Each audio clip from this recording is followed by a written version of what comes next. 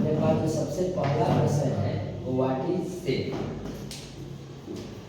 हम लोग का पास सबसे फर्स्ट क्वेश्चन हम लोग स्टडी करते हैं व्हाट बाय हाउ।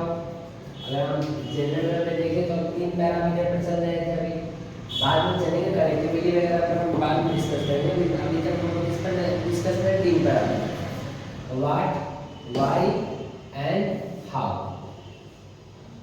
तो सबसे पहला क्वेश्चन का आंसर ये है कि it is a well defined collection. Simple है क्या, ये कलेक्शन है वेल डिफाइंड। लेकिन क्वेश्चन ये है well defined collection, but the question is कि व्हाई, क्यों ऐसा जरूरत है। तो देखिए, जब हम बातें करते हैं किसी भी चीज का, जब हम कोई रूल रेगुलेशन लगाने का बात करते हैं, या मान लीजिए आप दुनिया में कोई सिस्टम का बात करते हैं, तो आप जनरली दिमाग में सोचते हैं कि हम क्या करते हैं कि एक कॉम्बिनेशन तैयार करें, किसी कलेक्शन तैयार करें, जिससे कि हम जब किसी एक को कोई स्टेटमेंट दें तो किसके लिए, हर सब के लिए क्या हो जाए, वैलिड है ना। जैसे मान के चलिए कि क्लास एनडीए का है, अगर यहाँ पर हम सारा बच्चा एनडीए को लेकर रखेंगे, जो भी एनडीए का स्टूडेंट है वो एनरोल होगा, तो this is very easy for me कि हम एक बार समझाएं और सबको समझ में आए।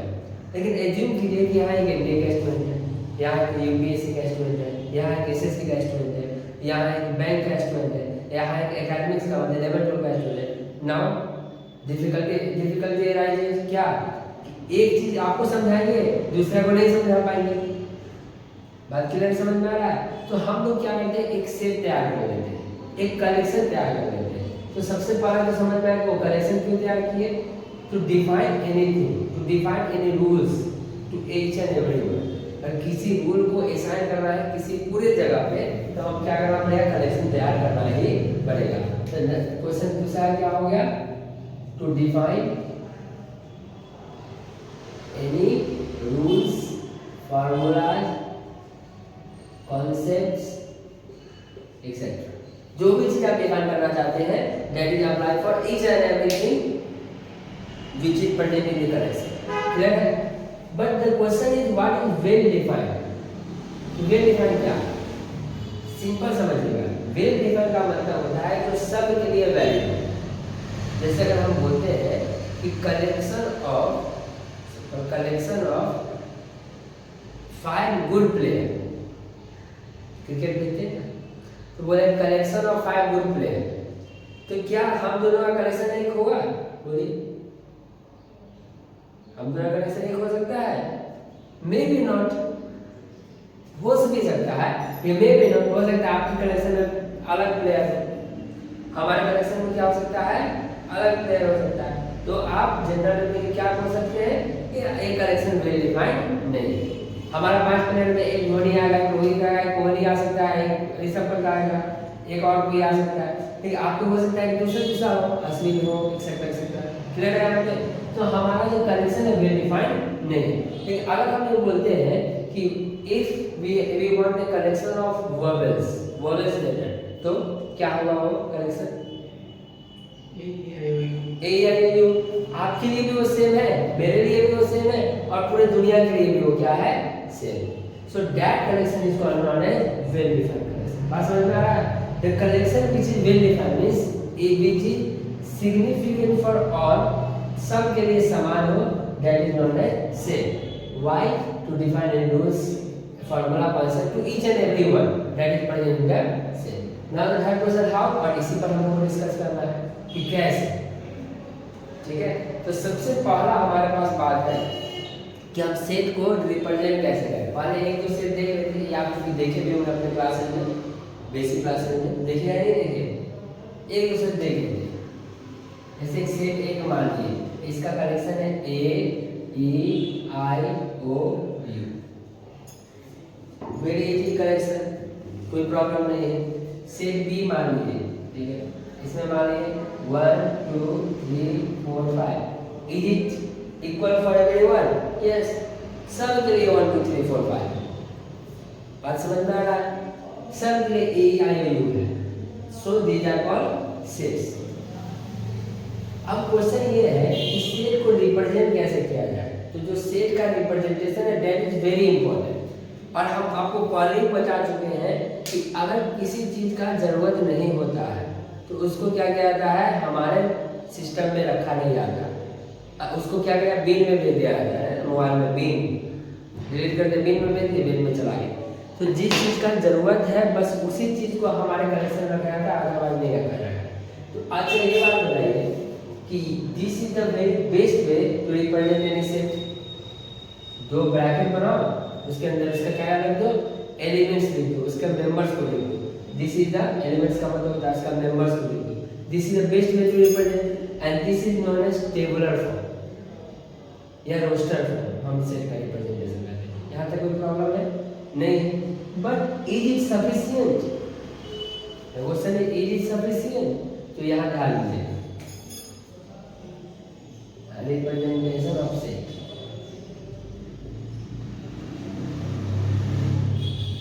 सबसे पहला तो आप ये लिखिए, क्या लिखिए, टेबुलर फॉर्म या रॉ फॉर्म। एक एग्जांपल देख लेते हैं। नीचे रोस्टर फॉर्म बहुत सारा नाम,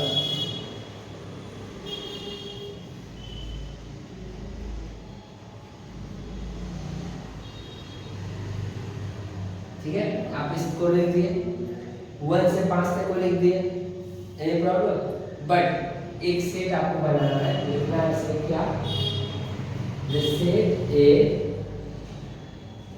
जिसमें जो नंबर है वह 2 से बड़ा और 3 से छोटा, 2 से बड़ा और 3 से छोटा, और जो नंबर है वह रेशनल नंबर से बिलोंग करता है। अब क्या आप इसको टेबुलर फॉर्म में लिख सकते हैं या रोस्टर फॉर्म में लिख सकते हैं या लिस्टिंग फॉर्म में लिख सकते हैं? There are many given in the book. इसको लिख सकते हैं क्या? बिकॉज 2 से लेकर 3 तक के बीच में कितना रेशनल नंबर होगा? Infinite. In any between any two number there are infinite rational number. तो इस दोनों के बीच में कितना रेशनल नंबर होगा? इनफाइनाइट। अब आप इसको कभी इस फॉर्म में लिख सकते हैं क्या? नहीं। So we have to use another method to represent the set. क्या? तो फर्स्ट दिमाग में आएगा कौन सा method? That is set builder method. क्या करते हैं इसमें हम कैरेक्टरिस्टिक लिखते हैं rather than listing the elements। तो क्या लिखे हम? लिखे the set of all x, इसको पढ़ते हैं ऐसे, the set of all x such that x belongs to q। x किससे बिलोंग्स कर रहा है? रेशनल नंबर से। And x is greater than 2 and smaller than 3। तो जितना भी ऑब्जेक्ट है वो किसके अंदर में आ जाएगा? वो इसके अंदर में आएगा। This is known as set builder form, जहां हम कैरेक्टरिस्टिक डिसाइड करते हैं, जहां हम कैरेक्टरिस्टिक के बारे में बात करते हैं rather than to listing elements। बात क्लियर हुआ? अब इसको भी क्या इसको भी सेट बिल्डर फॉर्म में लिखा जा सकता है? बिल्कुल। कैसे? the set of all x such that x is a vowel letter। x क्या है? vowel letter। और you know the vowel letter कौन है? a e i o u। तो अब आप खुद बताइए as your experience which is better, this form or this form? Better in the perspective of solving the question, this form, because you can represent any set in the form of this। so हम लोग ज्यादातर use करते हैं इसका करना, इसका use नहीं करते, करेंगे कैसे करेंगे? जो आसान है उसके लिए यूज करते हैं, ठीक है। तो अब आपका जो कॉम्पिटिटिव एग्जाम में जितना भी सेट आप देखेंगे आप यहाँ से देखेंगे सेट बिल्डर फॉर्म में देखेंगे। तो you have to idea about the set builder form. पढ़ने का तरीका बहुत सिंपल है। The set of all x such that x belongs to q, this is for such that x belongs to q, and बाद में जो भी आपका कैरेक्टरिस्टिक है आप उसको, ठीक है। समझ में आया आप पर? जहां नहीं आने से फिर पूछ रहा है।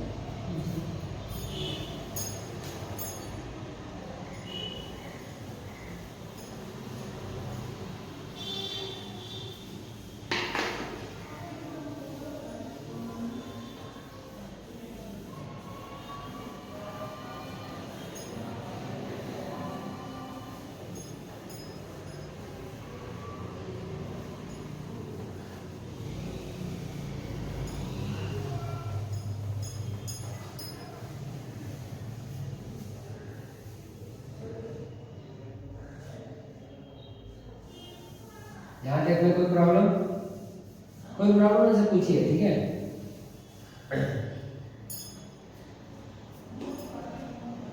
ये चल रहा है, इससे कोई प्रॉब्लम नहीं है। आप जो जनरल क्लास में वही है, नर्वस नहीं होना है, ठीक है। आपको कोई प्रॉब्लम होने से पूछना है। तो अब अपने पास क्वेश्चन है कि हम लोग सेट का रिप्रेजेंटेशन करना तो समझ गए कि सेट को रिप्रेजेंट कैसे करें, मतलब सेट को लिखे कैसे। तो क्या हम जो जितना नंबर ऑफ सेट्स हैं उसको रिप्रेजेंट कर सकते हैं? जो हम नंबर के बारे में पढ़े थे, नंबर के बारे में जो पढ़े थे, क्या हम उसको रिप्रेजेंट कर सकते हैं? हाँ। नेचुरल नंबर सेट क्या होगा?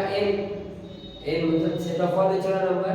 तो set of all x starting from 1, क्या? फिर उसी तरह से w का मतलब क्या हो गया? Whole number. i मतलब क्या हो गया? इंटीजर। q मतलब रेशनल, qc मतलब इरेशनल, क्लियर है? r मतलब real. These are the sets of number जो हम लोग नंबर पहले पढ़ चुके हैं। कोई प्रॉब्लम है पे? अब क्वेश्चन अपने पास आता है कि हम लोग सेट्स को समझेंगे कि सेट है क्या, सेट क्यों है, और सेट को पढ़ने का तरीका में हाउ में हम लोग पढ़ा मैटर समझेंगे कि how we can represent the set, किस तरह से चीजों को लिखेंगे। नाउ अपने पास क्या आया क्वेश्चन कि क्या टाइप्स ऑफ सेट भी है? यस,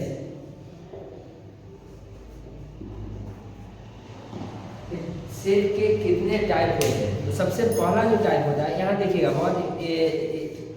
बहुत आसान है, इसलिए आप चीजों को बड़ा आसानी से लिख लेंगे। पहला जो अपने पास सेट है that is called empty set.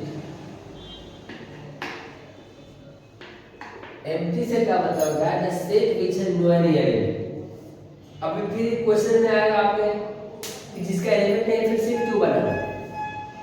लेकिन तो मान के चलिए कि हम 4 रूम बना रहे हैं। इस 4 रूम में 3 रूम हम कंज्यूम कर चुके हैं, एक रूम में कुछ नहीं, बट रूम तो है, कंज्यूम करने रूम तो है, हम लोग जगह तो बनाए हुए हैं, that is for empty set. Room है अपने पास लेकिन सेट में कुछ है नहीं, ठीक है। तो पहला सेट एम्प्टी सेट, इसको हम लोग जनरली वाइड सेट भी बोलते हैं, और इसको हम लोग जनरली फाइव से रिप्रेजेंट करते हैं कि इसके अंदर कोई एलिमेंट्स नहीं होता, इसका अंदर कोई मेंबर नहीं होता।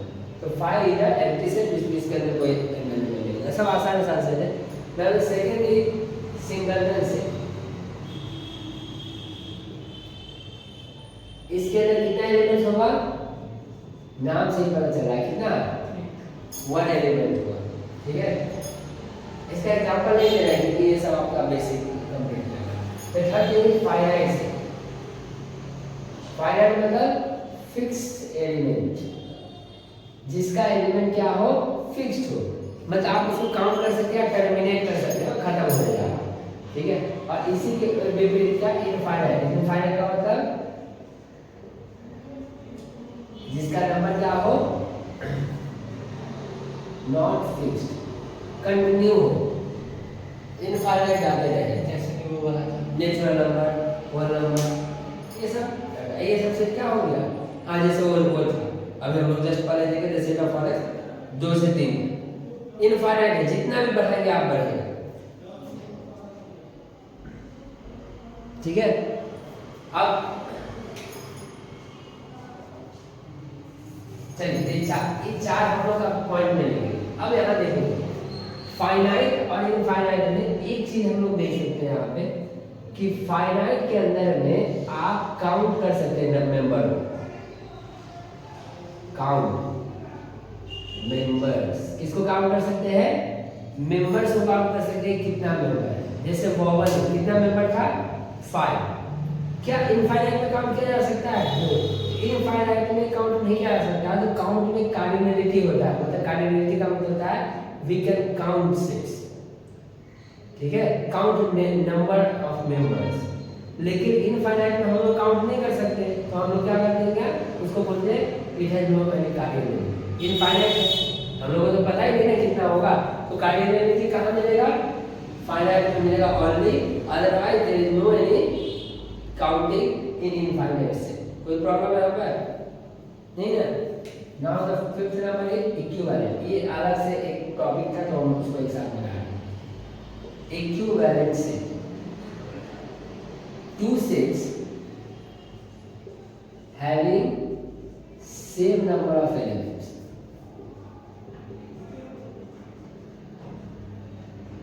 दो सेट जिसके पास क्या होगा, नंबर ऑफ एलिमेंट क्या होगा, सेम, तब जाके क्या कहलाएगा, इक्विवेलेंट। अदरवाइज इक्विवेलेंट सेट नहीं कहलाएगा। हाँ, अगर वो इक्विवेलेंट सेट नहीं कहलाएगा, जैसे ए सेट है कि एक 1 2 3 का, बी है किसका, ए बी सी का, दोनों के अंदर कार्डिनलिटी कितना है, 3। इसका भी कार्डिनलिटी मतलब नंबर ऑफ एलिमेंट 3, इसका भी क्या number of element 3। Number of element याद रखिएगा, n ऑफ a कितना है, 3। Number of element of a मतलब कार्डिनलिटी ऑफ a 3 और number of element of b it is also 3। So they are called equivalent set। now about equal set। Equal set में number के साथ साथ elements भी equal होना चाहिए। हम इसको तेजी से कर रहे हैं क्योंकि बहुत बड़ा टॉपिक नहीं है, इसके बाद आने वाला टॉपिक वो बड़ा है। ये बहुत बड़ा टॉपिक नहीं, ये आसान है, बस हम लोग इंट्रोड्यूस कर रहे हैं। इंट्रोड्यूस में तो क्या है, बस हम लोग बता रहे हैं। इक्वल सेट का मतलब क्या है, जब दोनों का नंबर भी इक्वल हो और एलिमेंट भी इक्वल हो, these are called equal set. कोई प्रॉब्लम है तो आप इसको अच्छे से टाइप करो, क्योंकि ये इम्पोर्टेंट। एक आप इसको लिखिएगा, ये आपको बुक में दिया गया, ठीक है, तो नहीं मेरे पास दिया जाएगा, यहाँ से दिया जाएगा, बुक प्रोवाइड किया जाएगा, ये आपको बुक में दिया जाएगा। इसको लिखिए मत, ये जहाँ बोलेंगे रहेगा वहाँ पर, ठीक है। फिर आपने वो कार्डिनलिटी का कुछ बोला था। हाँ, कार्डिनलिटी मतलब नंबर, काउंटिंग ऑफ नंबर, ठीक है, वो सब बुक में रहेगा, हम इसलिए इसको नहीं बता रहे। जो सेट में मेंबर्स हम काउंट करते हैं, काउंट उस काउंटिंग को कार्डिनलिटी बोलते हैं। कितना नंबर है, n of a 2, n of a 5, n of a 7, n of b 8, that is called cardinality. इसका कितना number of elements in set ए को हम कार्डिनलिटी ऑफ ए बोल सकते हैं। कार्डिनलिटी ऑफ ए बोलते हैं, ठीक है। इसको लिखिएगा क्योंकि ये आपके बुक में ऑलरेडी अवेलेबल है।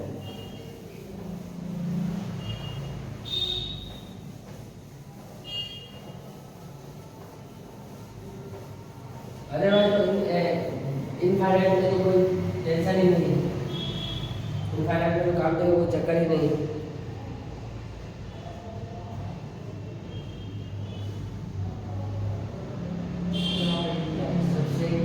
अब सब बता,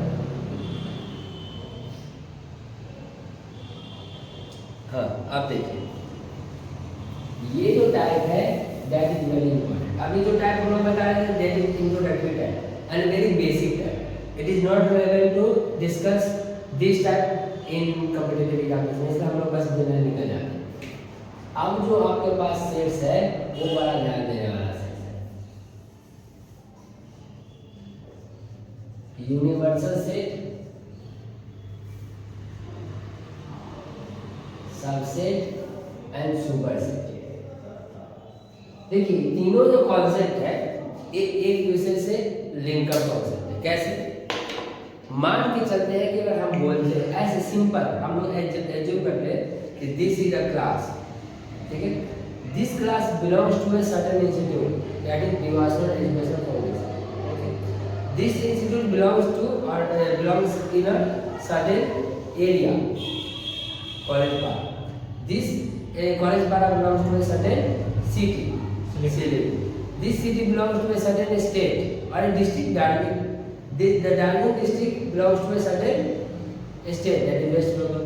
West Bengal belongs to a certain country, that is India। तो आप अगर देखें तो अगर आप चाहे तो किसी को भी लोकेट कर सकते हैं कोई बड़ा एरिया। आप मान लीजिए सेट तो आप बना लीजिए, छोटा सा सेट हम लोग बनाए, this is class, this is a set of NDA class, NDA class, but इस सेट को बना चुका। अब क्या है, अब आप इसको किसी तरह से रिलोकेट आप कर सकते हैं एक बड़ा एरिया।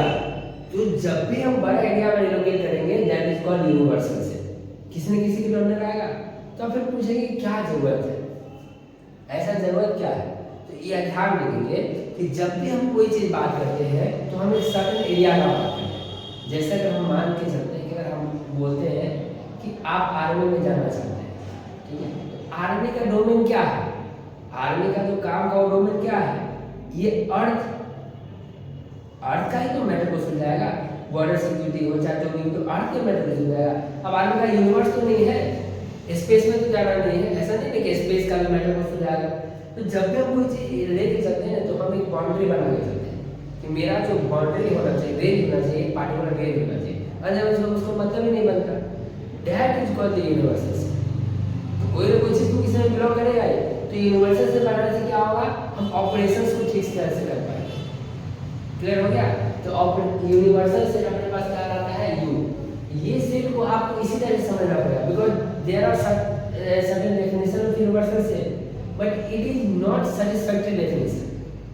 आपको डेफिनेशन मिल जाएगा, every set comes under that set that is not universal set. लेकिन सैटिस्फैक्टरी आपको सोचना पड़ेगा कि क्या है। यूनिवर्सल सेट आप अपने हिसाब से बना सकते हैं, क्रिएट कर सकते हैं, बिकॉज ऑफ योर कन्वीनियंस। कि हमको चाहिए, मान लेते कि हमको इस काम में जाना है, हम एक बड़ा सेट बना लिए, हम इसी ग्रुप के अंदर में हैं, so that is my universal set. हमारा इच्छा है कि नहीं हम इस ग्रुप में नहीं रहेंगे, हम उस ग्रुप में रहेंगे, तो हम क्या बोलेंगे? That is my universal set. तो अकॉर्डिंग टू मीरा we generally generate universal set and that is denoted by U. The universal set is very important for subset and superset. So अगर अब मान लेते हैं, एक सिंपल सा एग्जांपल लेते हैं कि मान लेते हैं A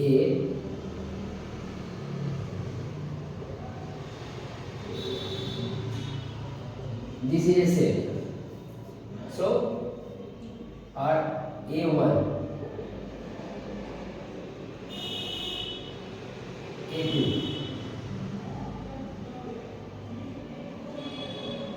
A3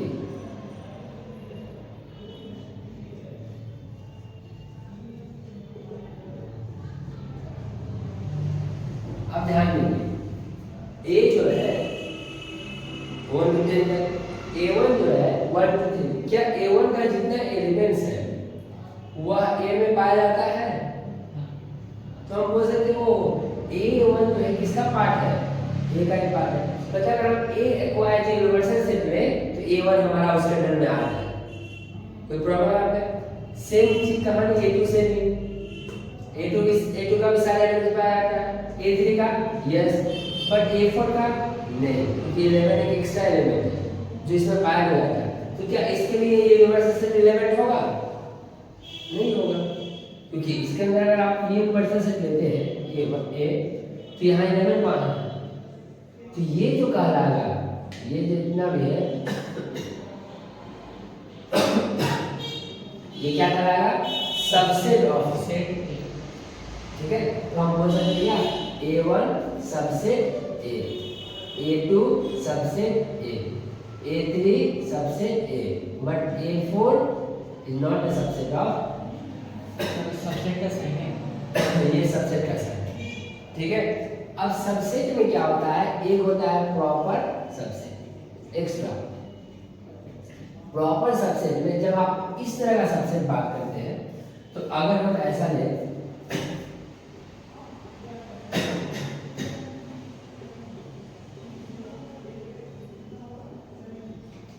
A5 को देखें, तो क्या A5 सबसेट है? A का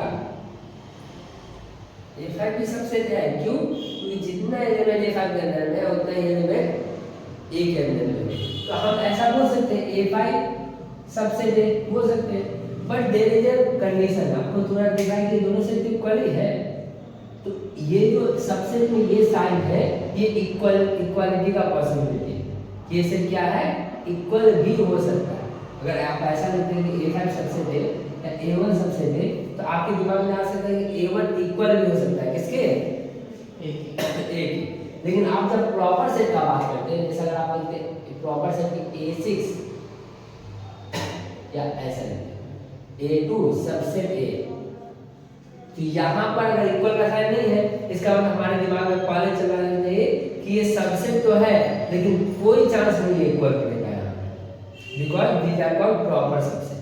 तो जब हमको कोई आइडिया नहीं होता सबसेट के बारे में कि ये सबसेट है या कंप्लीट फुल इक्वल सेट है, तो हम क्या लिखते हैं, जनरल में यूज करते हैं।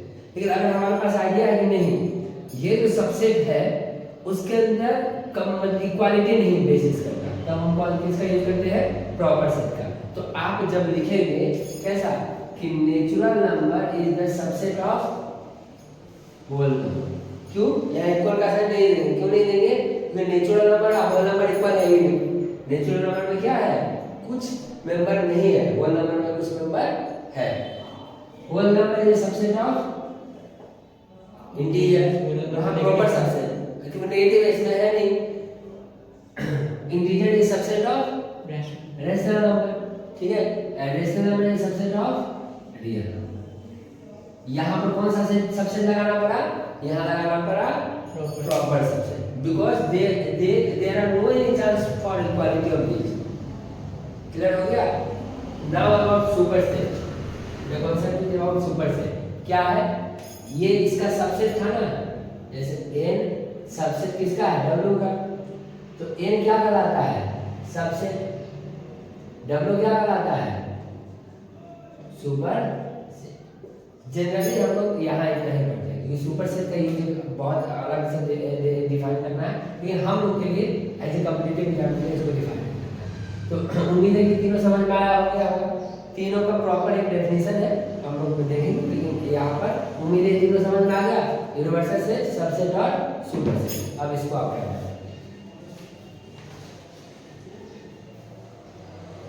सर वो